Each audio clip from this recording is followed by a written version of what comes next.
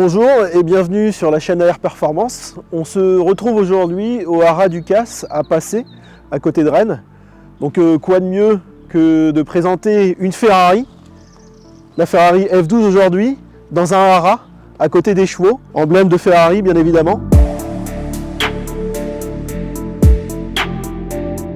Donc la F12, elle succède à la 599 en 2012, produite par Ferrari jusqu'en 2017 et dessinée, comme on le retrouve ici, par Pininfarina. Alors le nom exact donné à ce véhicule par Ferrari, c'est F12 Berlinetta. C'est une 2 places avec un V12 en position centrale avant, V12 hérité de la Enzo, ensuite placé sur la 599 et la FF, légèrement retravaillé à chaque fois pour arriver ici à 6,3 litres de cylindrée. Alors parlons de ce moteur, c'est une vraie évolution par rapport à la 599, il y a un vrai gap, on est passé de 620 à 740 chevaux et de 608 à 690 Nm de couple. Donc c'est simplement hallucinant ce qu'a fait Ferrari sur cette voiture. Ensuite, le 0 à 100, bien évidemment, quand on a 740 chevaux, il est très rapide, c'est 3 secondes 1. Et autant vous dire que les conditions doivent être optimales parce qu'on a tout sur les roues arrière, donc autant que les pneus soient bien chauds et la route bien sèche pour pouvoir les faire ces 3 secondes 1. Autre évolution, Ferrari n'a bien évidemment pas que retravaillé le moteur. On est passé d'une boîte simple embrayage sur la 599 à une boîte à double embrayage à 7 rapports ici sur la F12.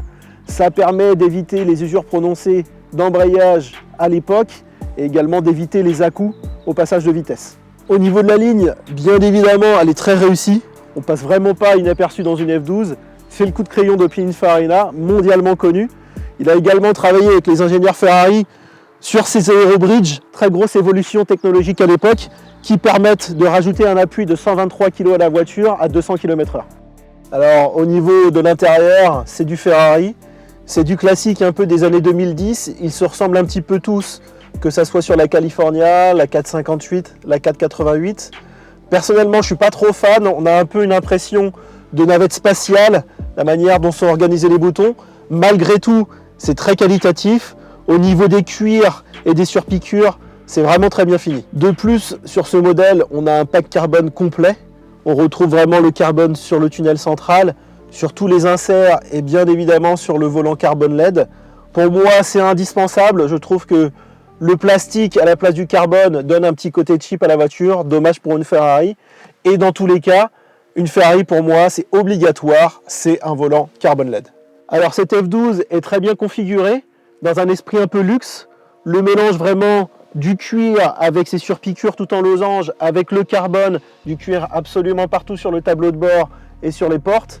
Également de l'Alcantara sur le ciel de toit.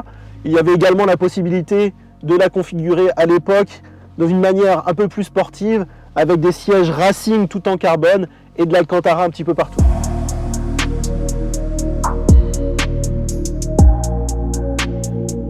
Alors l'arrière est à mon sens très bien réussi sur la voiture. La F12, on la reconnaît tout de suite avec cette forme en V, le diffuseur qui redescend directement, intégré à la carrosserie.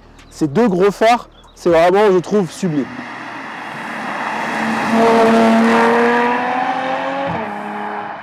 Alors clairement, tous ceux qui ont pu conduire une F12 vous le diront, c'est une voiture qui est assez terrifiante. Moi, c'est la voiture la plus puissante que j'ai jamais conduite.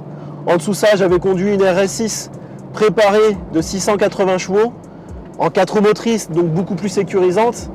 Là, clairement, c'est la première fois que dans une voiture, je suis aussi peu serein.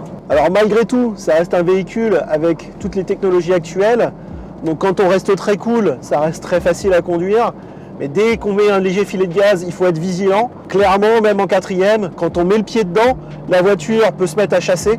Donc c'est un véhicule qu'il faut vraiment conduire dans des conditions météorologiques optimales. Et hop, on fait tomber le rapport et c'est parti.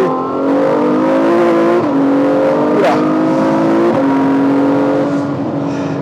Ça chante et ça chasse. Alors pour conclure sur cette Ferrari F12, clairement, c'est une superbe voiture, hein, on ne peut pas le nier. Après, mon avis personnel, moi, c'est qu'elle n'est pas faite pour moi. C'est pas souvent que je dis ça, mais c'est une voiture qui est trop puissante. Clairement, 740 chevaux sur les roues arrière, c'est tout simplement énorme. Après, cette F12, ça reste vraiment l'âme de Ferrari. Un vrai V12, elle reste exceptionnelle, c'est une vraie Ferrari. Ce que je vous conseille vraiment, c'est de venir la voir chez nous pour la tester, l'essayer. Cette voiture est en vente au prix de 180 000 €. Il est également possible de la louer pour vous faire votre propre avis. Pour rappel, on accepte les paiements en crypto-monnaie. N'hésitez pas à nous contacter par téléphone ou sur Instagram. On sera ravis de répondre à toutes vos questions.